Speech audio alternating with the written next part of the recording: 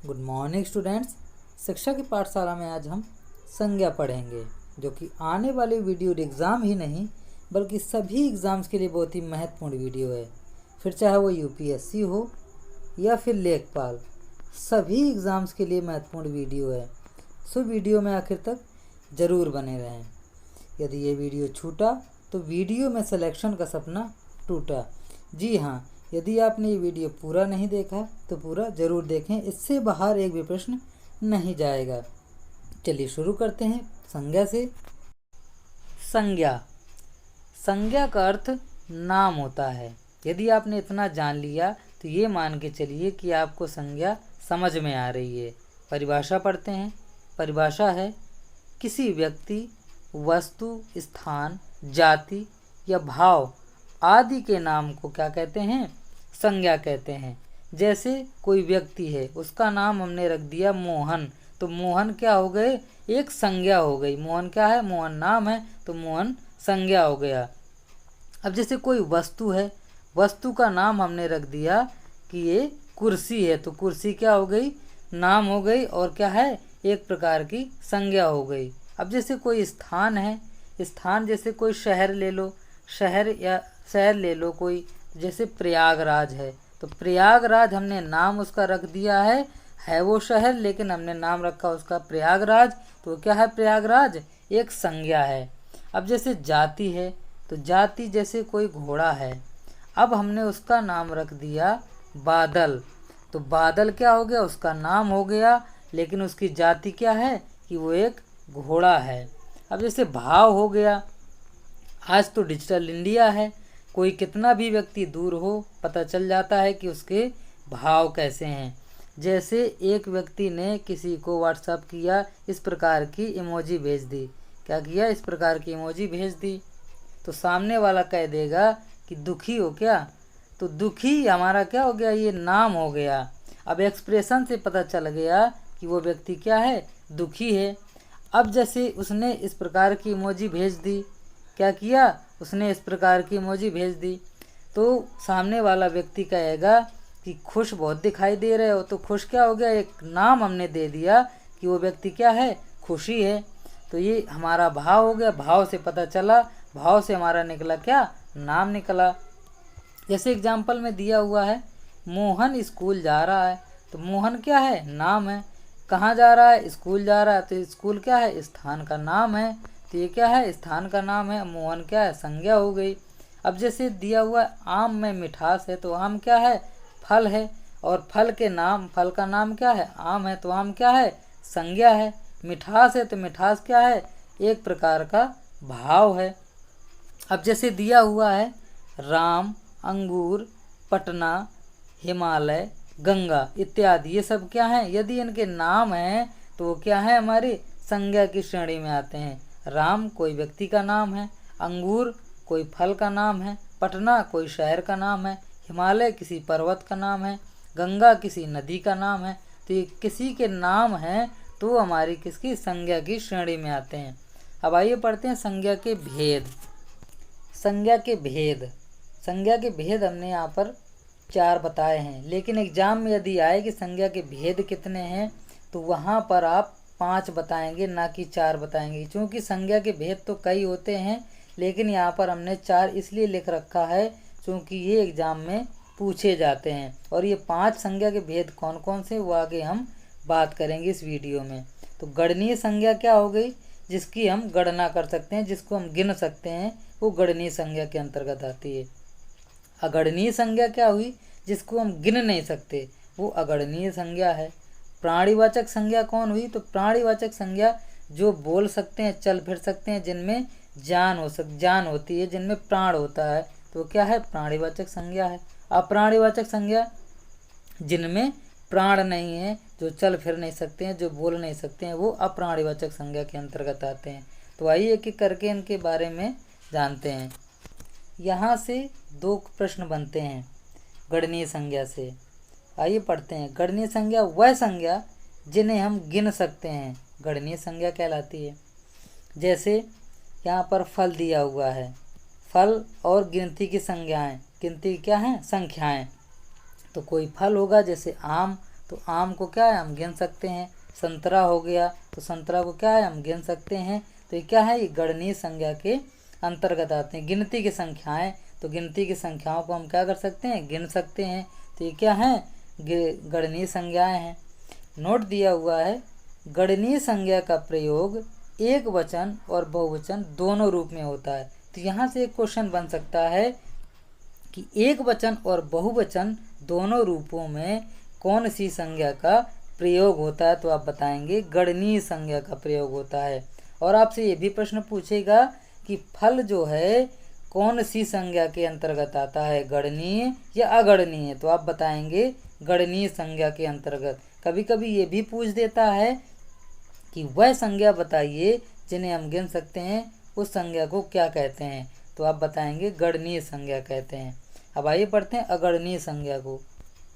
अगणनीय संज्ञा बताने से पहले आपको थोड़ा सा एक और बात बताना भूल गया था गणनीय संज्ञा में, कि जो जातिवाचक संज्ञा है, जातिवाचक संज्ञा है वो गणनीय संज्ञा में आती है। किस में आती है, गणनीय संज्ञा में आती है। तो आपसे पूछ देगा कि जातिवाचक संज्ञा किस प्रकार की संज्ञा है, तो आप वहाँ पर बताएंगे गणनीय संज्ञा है। अब आइए चलते हैं अगणनीय संज्ञा पर। अगणनीय संज्ञा वह संज्ञा जिन्हें हम गिन नहीं सकते, अगणनीय संज्ञा है। जैसे प्रेम।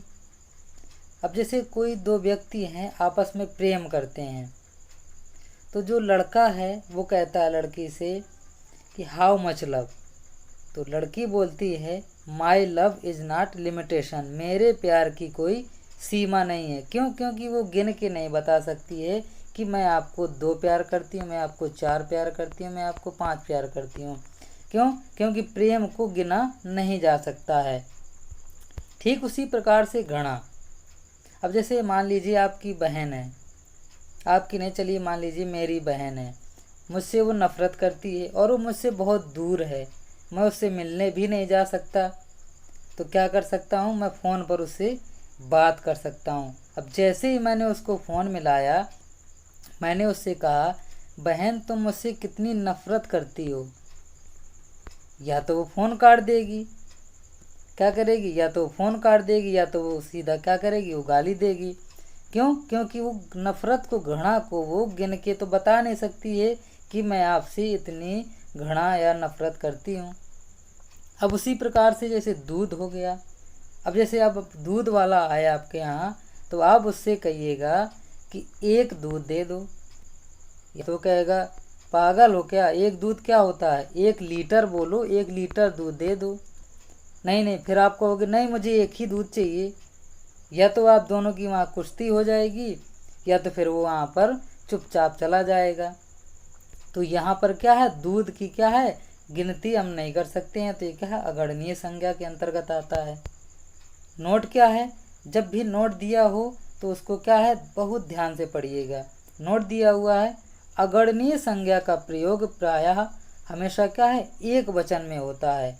और अगणनीय संज्ञा के अंतर्गत हमारे व्यक्तिवाचक संज्ञा, भाववाचक संज्ञा, समूहवाचक संज्ञा और द्रव्यवाचक संज्ञा, ये चारों संज्ञाएं आती हैं। तो आपसे पूछ सकता है कि द्रव्यवाचक संज्ञा, भाववाचक संज्ञा, व्यक्तिवाचक संज्ञा, समूहवाचक संज्ञा किस संज्ञा के अंतर्गत आते हैं। तो आप बताएंगे अगणनीय संज्ञा के अंतर्गत। और गणनीय संज्ञा के अंतर्गत मैंने बताया था जातिवाचक केवल आती है। क्या आती है, जातिवाचक संज्ञा आती है।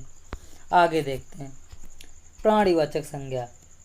वह संज्ञा जिनमें जीवन हो, जो चल फिर सकते हो, बोल सकते हो, वो क्या है, प्राणीवाचक संज्ञा। जिनमें प्राण हो तो वो क्या है, प्राणीवाचक संज्ञा कहलाते हैं। जैसे मनुष्य, गाय, पक्षी, ये सब क्या हैं, प्राणीवाचक संज्ञा है। तो क्वेश्चन आपको घुमा के इस प्रकार से पूछेगा कि आप वहाँ पर कंफ्यूज हो जाएंगे, होने वाले कंफ्यूज हो जाएंगे। जैसे पूछेगा कि गाय किस संज्ञा के अंतर्गत आती है, वहाँ पर दिया होगा प्राणीवाचक संज्ञा, अप्राणीवाचक संज्ञा। तो वहाँ पर आप लगाएंगे गाय एक क्या है, प्राणीवाचक संज्ञा है, मनुष्य एक क्या है, प्राणीवाचक संज्ञा, पक्षी एक प्राणीवाचक संज्ञा है। जिनमें जीवन हो ये सभी क्या है, प्राणीवाचक संज्ञा है। आगे पढ़ते हैं अप्राणीवाचक संज्ञा। अप्राणीवाचक संज्ञा वह संज्ञा जिनमें जीवन ना हो। तो क्या है, अप्राणीवाचक संज्ञा कहलाते हैं, अप्राणीवाचक संज्ञा के अंतर्गत आते हैं। जैसे पेड़, दीवार, ईंट आदि। तो यहाँ पर ध्यान दीजिएगा, पेड़ को भी अप्राणीवाचक संज्ञा के अंतर्गत लाया गया है, जबकि वो क्या है, एक सजीव के अंतर्गत आता है। लेकिन यहाँ पर हिंदी में क्या है, पेड़ को भी क्या है, अप्राणीवाचक संज्ञा के अंतर्गत लाया गया है। क्यों? क्योंकि वो चल फिर नहीं सकता है और ना ही बोल सकता है, इसलिए पेड़ को भी अप्राणीवाचक संज्ञा कहा जाता है। तो यहाँ पर आपसे प्रश्न पूछ देगा कि पेड़ कौन सी संज्ञा के अंतर्गत आता है, तो बहुत से बच्चे प्राणीवाचक संज्ञा लगा के चले आएंगे, जो कि वो हमारा गलत हो जाएगा। पेड़ क्या है, अप्राणीवाचक संज्ञा है। दीवार क्या है, अप्राणीवाचक। ईंट क्या है, अप्राणीवाचक संज्ञा। तो यहाँ से क्वेश्चन 2 बनते हैं। पूछेगा कि वह संज्ञा जिनमें जीवन ना हो कौन सी संज्ञा है, तो आप बताएंगे अप्राणीवाचक संज्ञा। आगे पढ़ते हैं। आगे दिया हुआ है, व्युत्पत्ति के आधार पर संज्ञा के भेद। प्रश्न आपसे पूछेगा कि व्युत्पत्ति के आधार पर संज्ञा के कितने भेद हैं, तो आप बताएंगे व्युत्पत्ति के आधार पर संज्ञा के 3 भेद हैं। पहला रूढ़, दूसरा यौगिक, तीसरा योग रूढ़। तो आइए इनको बारी बारी से समझते हैं। रूढ़ क्या है, यौगिक क्या है और योग रूढ़ क्या है। रूढ़ संज्ञा है वह संज्ञा जिनके खंड निरर्थक होते हैं, रूढ़ संज्ञा कहलाते हैं। खंड क्या है, खंड का अर्थ यहाँ पर अलग अलग है। क्या है, अलग अलग है। जिनको अलग अलग करने पर, जिनका संधि विच्छेद करने पर उनके जो अर्थ ना निकलें, तो निरर्थक हों, तो क्या है, रूढ़ संज्ञा के अंतर्गत आते हैं। जैसे घर दिया हुआ है, तो अब घर को जब हम घर का संधि विच्छेद करेंगे तो क्या होगा, घा और रा। तो यहाँ पर इन दोनों शब्दों के क्या हैं, कोई अर्थ नहीं निकल रहे हैं। अब जिनका अर्थ ना निकले, जो निरर्थक हों, तो किसके अंतर्गत आते हैं, रूढ़ संज्ञा के अंतर्गत आते हैं। जैसे आम दिया हुआ है, तो अब हम आम का संधि विच्छेद करेंगे तो क्या हो जाएगा, आ धन मा। ना ही आ का कोई क्या है अर्थ है और ना ही माँ का कोई अर्थ है। यदि दोनों साथ में मिल जाते हैं तो इसका अर्थ हो जाता है क्या, कि ये क्या है, ये आम है। उसी प्रकार से हाथ का हो गया, तो हाथ का क्या हो गया, हा करोगे और क्या करोगे, और था करोगे, तो इनका कोई अर्थ नहीं निकल रहा है। ये रूढ़, जिनका कोई अर्थ ना निकले वो क्या है, रूढ़ संज्ञा के अंतर्गत आते हैं। ये कैसे पहचान करेंगे, तो वहाँ पर आपको कुछ नहीं करना, उनके 2 खंड कर देने हैं, 2 अलग अलग भागों में कर देने हैं, यानी कि उनका संधि विच्छेद कर देना है। क्या कर देना है, संधि विच्छेद। तो पता चल जाएगा कि ये रूढ़ संज्ञा है या यौगिक है या योग रूढ़ है।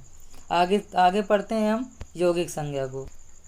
यौगिक संज्ञा वह संज्ञा जिनके खंड क्या हों, सार्थक हों, यौगिक संज्ञा है, यौगिक संज्ञा कहलाते हैं। जैसे पाठशाला, विद्यार्थी, पुस्तकालय, हिमालय और रसोई घर इत्यादि, ये सब क्या हैं, यौगिक संज्ञा के अंतर्गत आते हैं।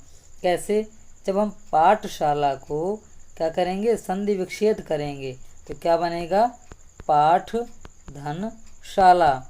तो यहाँ पर क्या है, पाठ का भी एक अर्थ निकल रहा है और शाला का भी एक अर्थ निकल रहा है। उसी प्रकार से जब हम करेंगे विद्यार्थी का संधि विच्छेद, तो विद्यार्थी का संधि विच्छेद क्या हो जाएगा, विद्या धन अर्थी। तो यहाँ पर विद्या का भी एक अर्थ निकल रहा है, अर्थी का भी एक अर्थ निकल रहा है। तो ये क्या है, यौगिक संज्ञा में आते हैं। जिनका कोई अर्थ निकले, संधि विच्छेद करने पर जिनका कोई अर्थ निकले, वो क्या है, यौगिक संज्ञा है। क्या है, यौगिक संज्ञा है। जैसे पुस्तकालय दिया हुआ है, तो पुस्तकालय का क्या हो जाएगा, पुस्तक धन आलय। क्या हो जाएगा, पुस्तक धन आलय।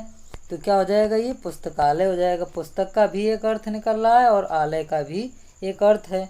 उसी प्रकार से रसोई घर, तो रसोई घर का क्या हो जाएगा, रसोई प्लस घर। तो ये क्या हो जाएगा, रसोई प्लस घर। तो रसोई का भी एक अर्थ है और घर का भी एक अर्थ है। लेकिन जब हम घर का संधि विच्छेद करेंगे तो ये क्या हो जाएंगे, निरर्थक शब्द हो जाएंगे, जो कि रूढ़ संज्ञा में आते हैं। रसोई घर की बात होगी तो रसोई घर हमारा यौगिक संज्ञा के अंतर्गत। अर्थात ये कह सकते हैं जिनका संधि विच्छेद हो जाए वो हमारे यौगिक संज्ञा के अंतर्गत आते हैं। और जिनके खंड, जिनको भागों में बांटने पर तब भी वो क्या है, सार्थक शब्दों का निर्माण करते हों, वो यौगिक संज्ञा कहलाते हैं। अब आइए पढ़ते हैं योग रूढ़ को। योग रूढ़ क्या है? वह संज्ञा जिनके खंड क्या हो, सार्थक हो। इनके खंड भी सार्थक होंगे परंतु कोई तीसरा अर्थ देंगे, वहाँ पर क्या है, तीसरा अर्थ देंगे, योग रूढ़ संज्ञा कहलाते हैं। अब यहाँ पर तीसरा अर्थ से जैसे बहुब्रीहि समास हो गया तो क्या करते हैं, बहुब्रीहि समास में दो क्या होते हैं, वो अप्रधान होते हैं, दोनों उसके पद अप्रधान होते हैं। और तीसरा क्या होता है, तीसरा पद वहाँ पर प्रधान होता है, तीसरा कोई अर्थ दे रहा होता है, तो बहुब्रीहि समास होता है। ठीक उसी प्रकार से हमारा योग रूढ़ संज्ञा है। तो योग रूढ़ संज्ञा में क्या है, जिनके खंड हमारे सार्थक तो होंगे लेकिन क्या है, कोई वहाँ पर तीसरा पद क्या है, अर्थ दे रहा होगा, वो हमारे योग रूढ़ संज्ञा के अंतर्गत आते हैं। जैसे दशानन, 10 आनन हैं जिनके, 10 सिर हैं जिनके, अर्थात रावण, तो ये क्या है, योग रूढ़, तीसरा पद क्या है, अर्थ दे रहा है, अर्थात रावण। दशानन किसको कहा जाता है, रावण को, तो ये किस में आएगा, योग रूढ़ में आएगा। जैसे चंद्रमौली, चंद्रमा है जिनके सर पर, अर्थात शिव शंकर, तो ये क्या हो जाएगा, शिव शंकर तीसरा अर्थ दे रहा है, तो ये क्या हो जाएगा, योग रूढ़ में आएगा। जैसे चक्रपाणी, चक्र है जिनके हाथ में, तो अर्थात विष्णु, तो ये क्या है, विष्णु तीसरा अर्थ दे रहा है, तो यहाँ पर क्या है, ये योग रूढ़ शब्द है। इन्हीं को हम बहुब्रीहि समास भी बोलते हैं। आइए आगे और समझते हैं।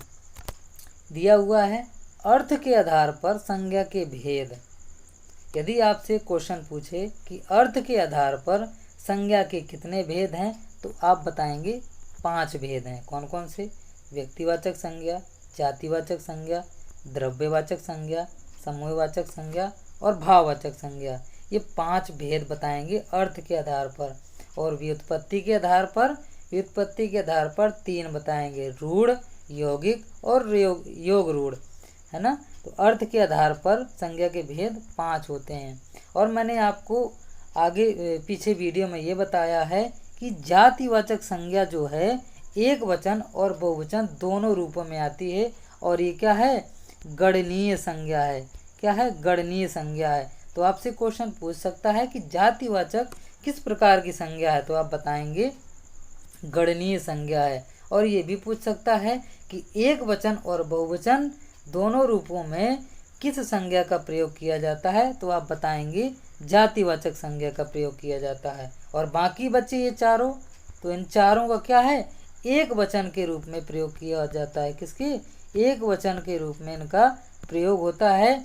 और ये क्या है, अगणनीय संज्ञा है। क्या है, अगणनीय संज्ञा। तो आपसे पूछ सकता है कि व्यक्तिवाचक किस प्रकार की संज्ञा है, तो आप बताएंगे अगणनीय संज्ञा है। और व्यक्तिवाचक किस में आता है, एक वचन में आता है, बहुवचन में आता है, तो आप बताएंगे एक वचन में आता है। उसी प्रकार से द्रव्यवाचक को भी पूछ सकता है, समूहवाचक को भी पूछ सकता है। तो आप याद रखिएगा, जातिवाचक को छोड़ करके बाकी ये चारों अगणनीय संज्ञाएं हैं और ये एक वचन रूप में प्रयुक्त होते हैं। अब आइए समझते हैं सभी को बारी बारी से। चलिए आगे देखते हैं। व्यक्तिवाचक संज्ञा, पहली संज्ञा है व्यक्तिवाचक संज्ञा। कह रहा है वह संज्ञा जिससे केवल एक ही व्यक्ति या वस्तु या स्थान आदि का बोध होता है, व्यक्तिवाचक संज्ञा कहलाती है। अब व्यक्तिवाचक संज्ञा को आप इस प्रकार से याद रख सकते हैं कि व्यक्तिवाचक संज्ञा एक प्रकार का प्रॉपर नाउन है। प्रॉपर नाउन अर्थात जो स्थायी है। क्या है, जो स्थायी है, जिसके क्या है, जो कभी ना बदले, आजीवन ना बदले, स्थायी ही रहे, वो क्या है, व्यक्तिवाचक संज्ञा है। जैसे किसी व्यक्ति का नाम हो सकता है, आपने राम रख दिया, तो अब ये राम नाम रखा है, तो ये तो अब उसके मरणोपरांत तक चलेगा। अब जैसे किसी व्यक्ति का नाम रख दिया आपने श्याम, तो ये भी क्या है, वो जीवन भर चलेगा। जैसे कोई लड़की है तो उसका नाम रख दिया गीता, तो ये भी उसका नाम क्या हो गया, स्थायी हो गया, और ये व्यक्तिवाचक संज्ञा के अंतर्गत आया। तो ये प्रॉपर नाउन, ये क्या, व्यक्तिवाचक संज्ञा को प्रॉपर नाउन भी कहा जाता है, आप ये भी याद रखिएगा। प्रॉपर का अर्थ होता है स्थायी। क्या होता है, स्थायी, जो जीवन भर चले, जो बना ही रहे उसे स्थायी कहते हैं। जैसे किरण, तो ये भी क्या है, लड़की का नाम है। अब जैसे देश का नाम, भारत हो गया, जापान हो गया, चाइना हो गया, अमेरिका, रूस आदि हैं तो ये देश, लेकिन इनके क्या है, नाम अलग अलग हैं। एक का नाम भारत है, एक का नाम जापान है, चीन है, अमेरिका है, रूस है इत्यादि, है ना। अब जैसे पुस्तकों के नाम रख दिए जाते हैं, रामायण, महाभारत। अब रामायण को हम महाभारत तो कह नहीं सकते हैं, ना महाभारत को हम रामायण कह सकते हैं, है ना। रामायण को हम महाभारत नहीं कह सकते, ना ही महाभारत को रामायण कह सकते हैं, क्योंकि इनके नाम क्या हो गए हैं, स्थायी हो गए हैं, प्रॉपर हो गए हैं, और ये कभी नहीं बदलेंगे, है ना। ठीक उसी प्रकार से शहरों के नाम हैं, जैसे दिल्ली है। अब दिल्ली को हम मुंबई तो कह नहीं सकते हैं, मुंबई को हम दिल्ली नहीं कह सकते। अब जैसे पटना है, पटना को हम इलाहाबाद तो कह नहीं सकते हैं, इलाहाबाद को ना पटना कह सकते हैं। क्यों? क्योंकि इनके नाम जो हैं स्थायी कर दिए गए हैं कि इस शहर का नाम ये है, और ये क्या है, अपरिवर्तनीय है, ये क्या है, प्रॉपर हैं, ये कभी नहीं बदलेंगे। जो प्रॉपर हैं वो व्यक्तिवाचक संज्ञा है। तो व्यक्तिवाचक संज्ञा समझ गए होंगे। आइए देखते हैं दूसरी संज्ञा को। दूसरी संज्ञा जानने से पहले मैं आपको ये भी बता दूं कि जो व्यक्तिवाचक संज्ञा है, व्यक्तिवाचक संज्ञा में दिनों के नाम भी आते हैं, जैसे सोमवार, मंगलवार, बुधवार। महीनों के नाम भी आते हैं, आश्विन, कार्तिक, जनवरी, है ना, इत्यादि। ये सब क्या है, महीनों के नाम आते हैं, जनवरी, फरवरी, मार्च, अप्रैल, मई, जून, है ना। और ग्रह नक्षत्रों के नाम भी आते हैं, जैसे चंद्र, रोहिणी, सूर्य इत्यादि। त्योहारों के नाम भी आते हैं, जैसे गणतंत्र दिवस हो गया, रक्षाबंधन हो गया, होली हो गई, है ना, बाल दिवस हो गया।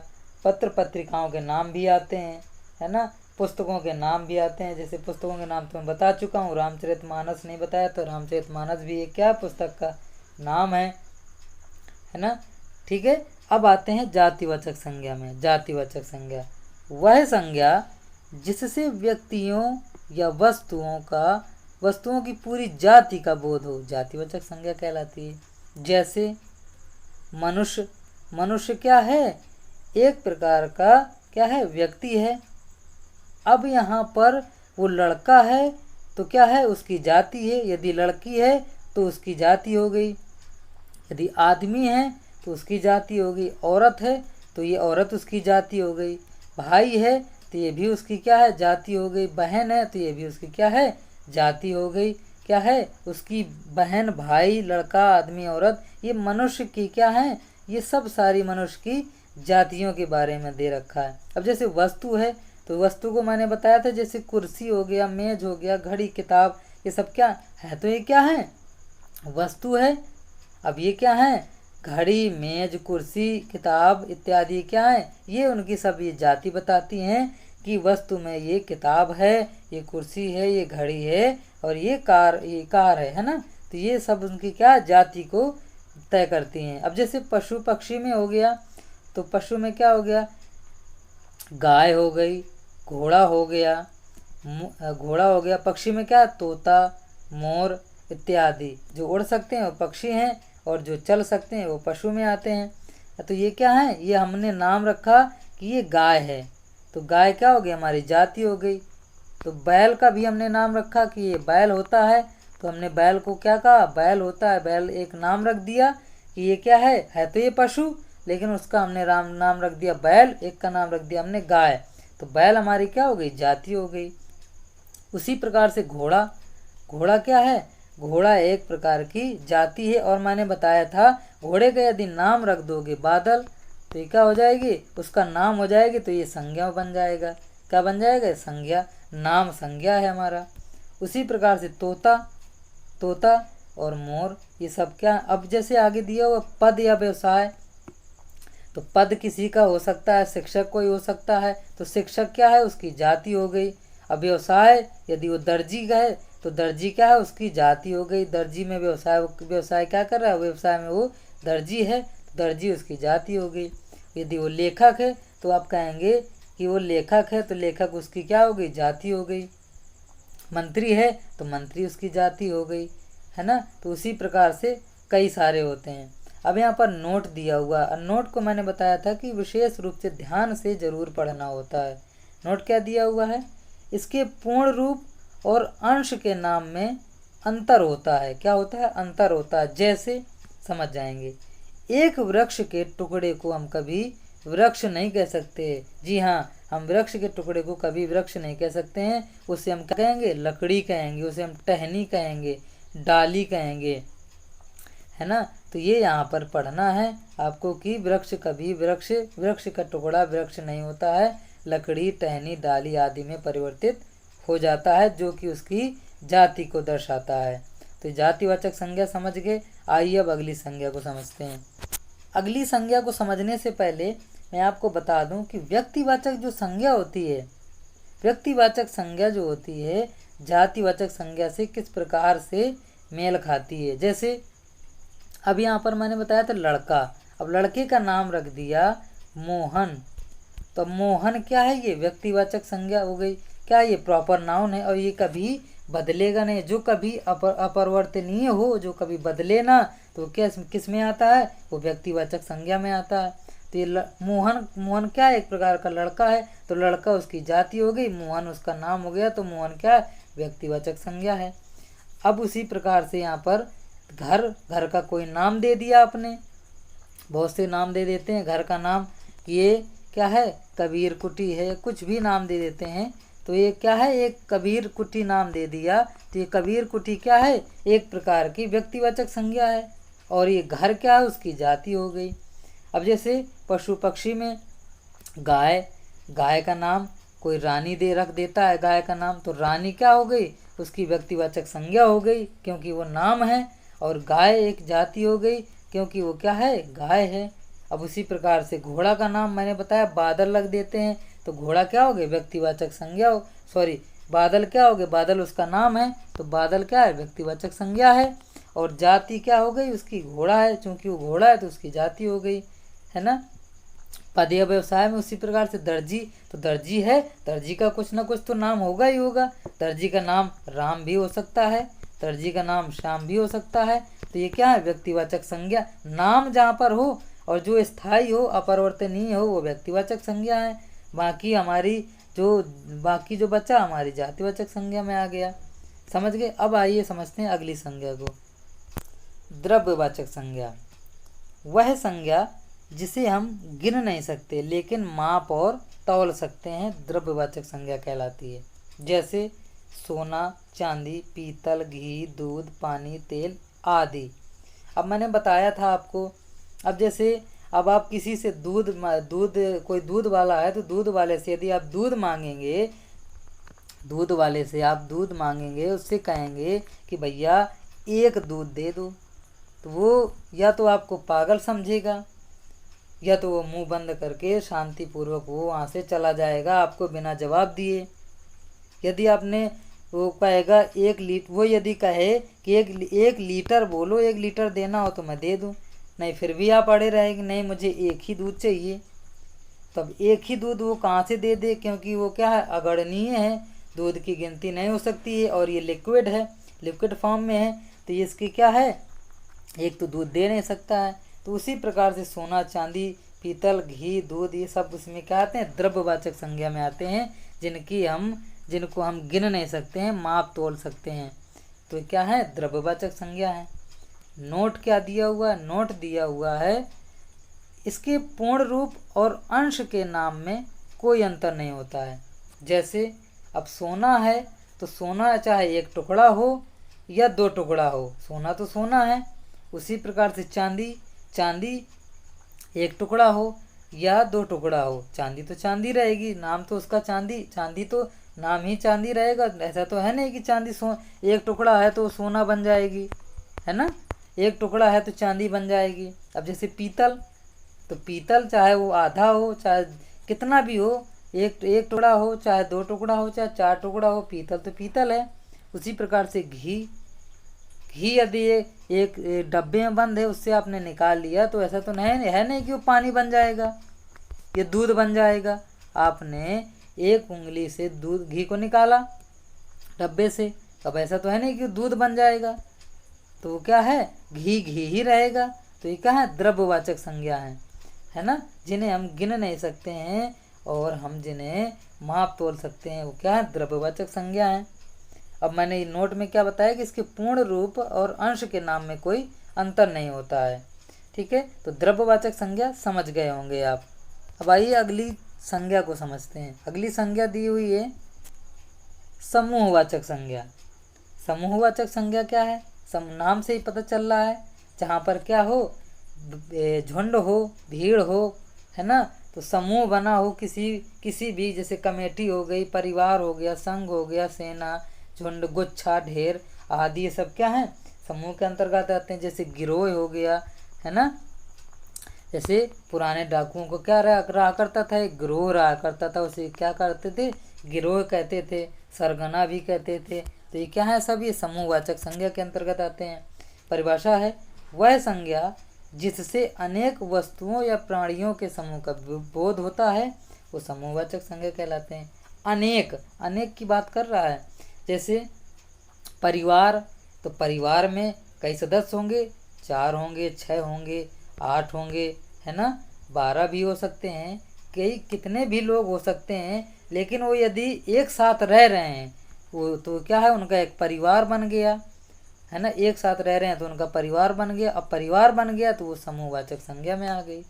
अब जैसे संघ है तो संघ में भी कई लोग होंगे, अब एक लोग तो होगा नहीं, उसमें कोई 4 आदमी होंगे, कोई 6 आदमी होंगे, 8 होंगे, 12 होंगे। तो संघ, ये संघ क्या है, संघ लोगों से बनता है, तो कई लोग होंगे तभी वहाँ पर संघ बनेगा, संघ बना तो समूहवाचक संज्ञा बनी। ठीक उसी प्रकार से सेना, तो आर्मी जैसे होती है, आर्मी की बोलते हैं ना, आर्मी के जवान। तो सेना क्या, सेना में कई लोग आते हैं, एक व्यक्ति नहीं आता है, ध्यान दीजिएगा, सेना में कई लोग आते हैं, तो सेना क्या है, कई लोगों की होती है ना। अब झुंड हो गया, अब झुंड में क्या है, जैसे बकरियों का झुंड हो गया, है ना, भेड़ों का झुंड हो गया, आदमियों का झुंड हो गया, ये सब क्या है, समूहवाचक संज्ञा के अंतर्गत आते हैं। जैसे गुच्छा हो गया, चाबी का गुच्छा हो गया, तो उसमें कई चाबियाँ होंगी, तो ये समूहवाचक संज्ञा में आते हैं, है ना। तो ढेर हो गया, जैसे गोबर का ढेर हो गया, तो है ना ढेर, तो ये समूहवाचक संज्ञा के अंतर्गत आते हैं। समझ गए होंगे समूहवाचक संज्ञा क्या होती है। अब आइए आखिरी संज्ञा को पढ़ते हैं, भाववाचक संज्ञा। वह संज्ञा जिससे किसी भाव, दशा, गुण, धर्म, कार्य आदि का बोध होता है उसे भाववाचक संज्ञा कहते हैं। जैसे मैंने बताया था कि आज तो डिजिटल इंडिया हो गया है, तो कोई कितना भी व्यक्ति दूर हो, हम पता कर सकते हैं कि वो दुखी है या सुखी है। कैसे, व्हाट्सएप में आपको क्या करना है, केवल एक इमोजी भेज देना है, तो सामने वाला व्यक्ति बता देगा कि ये व्यक्ति जो है दुखी है। तो दुखी क्या है, उसका दुख क्या है, ये आपने इमोजी भेजी तो दुख तो उसका नाम हो गया। अब ये जो इमोजी इस प्रकार की भेजी तो ये उसका भाव हो गया कि वो अपना भाव प्रकट कर रहा है कि वो दुखी है। अब इस प्रकार से आपने इमोजी भेज दी तो ये क्या है, उसका खुशी का भाव है, तो बता दिया उसने कि यह व्यक्ति खुश है, तो ये क्या है, खुश तो उसका नाम हो गया। अब ये उसका भाव क्या हो गया, इस प्रकार से इमोजी भेजी तो ये इमोजी ने भाव प्रकट कर दिया कि ये व्यक्ति क्या है, ये खुश है। अब जैसे एग्जाम्पल दिया हुआ, क्रोध, लोभ, मोह, आनंद, लिखाई, पढ़ाई, वीरता, धैर्य इत्यादि क्या है, भाववाचक में आते हैं। जैसे क्रोध क्या है, वो तो भाव ही है वो क्रोध। लोभ भी क्या है, भाव है, हमारे भाव प्रकट हो सकते हैं क्रोध के, है ना। तो लोभ के भी भाव प्रकट हो सकते हैं, मोह के भी, है ना, आनंद के भी क्या है, भाव प्रकट होते हैं। हम किसी को बता तो सकते नहीं कि हमारे इतने आनंद हैं, हमारा इतना लोभ है, हमारा इतना मोह है ना, हम गिन के तो बता नहीं सकते हैं, इनकी गणना तो हो नहीं सकती है। नोट भी दे रखा है कि भाववाचक संज्ञा की गणना नहीं हो सकती है, तो जिनकी गणना ना हो सके वो भाववाचक संज्ञा है ना। तो ये पूछ सकता है कि भाववाचक संज्ञा किस प्रकार की संज्ञा है, गणनीय है या अगणनीय है, तो आप बताएंगे अगणनीय संज्ञा है। क्या बताएंगे, अगणनीय संज्ञा है। तो यहाँ से एक क्वेश्चन ये भी पुटअप कर सकता है कि भाववाचक संज्ञा किस प्रकार की संज्ञा है, तो आप बताएंगे अगणनीय संज्ञा। तो ऐसे क्वेश्चन पूछता है वहाँ पर एग्जाम में। आइए और समझते हैं आगे दिया हुआ है विकार के आधार पर। विकार के आधार पर दो प्रकार से बांटे जाते हैं शब्द, विकारी शब्द, अविकारी शब्द। ये विकारी और अविकारी शब्द क्या हैं, ये आगे वीडियो में मैं बात करूँगा। आप बस इतना जान लीजिए कि विकारी शब्द हमारे 4 होते हैं, संज्ञा, सर्वनाम, विशेषण, क्रिया। अविकारी शब्द जिन्हें अव्यय भी कहा जाता है, क्या कहा जाता है, अव्यय, क्रिया विशेषण, संबंध बोधक, समुच्चय बोधक और विस्मयादि बोधक, ये सब किस में आते हैं, अविकारी शब्द में आते हैं, अव्यय में आते हैं। विकारी शब्द में कौन कौन से आते हैं, संज्ञा, सर्वनाम, विशेषण और क्रिया। विकार क्या है, जिसको परिवर्तित करके कुछ और बना दिया जाए, विकार उत्पन्न कर दिया जाए, उसे बोलते हैं, कहते हैं हिंदी एक पहले के जो बुजुर्ग थे वो बोला करते थे, इसमें विकार उत्पन्न हो गया है।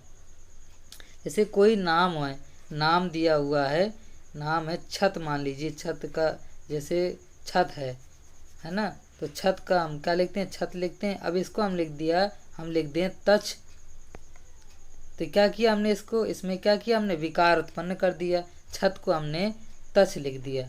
तो ये आगे हम वीडियो में बहुत अच्छे से बात करेंगे, बस आप केवल इतना जान लीजिए, क्योंकि ये पूछता है एग्जाम में, विकारी शब्द कितने भागों में बटे रहते हैं, तो 4, संज्ञा, सर्वनाम, विशेषण और क्रिया, ये आप बताएंगे। यदि वीडियो अच्छा लगा हो तो वीडियो को लाइक, शेयर, सब्सक्राइब तथा कमेंट बॉक्स में जाकर कमेंट जरूर करें। धन्यवाद।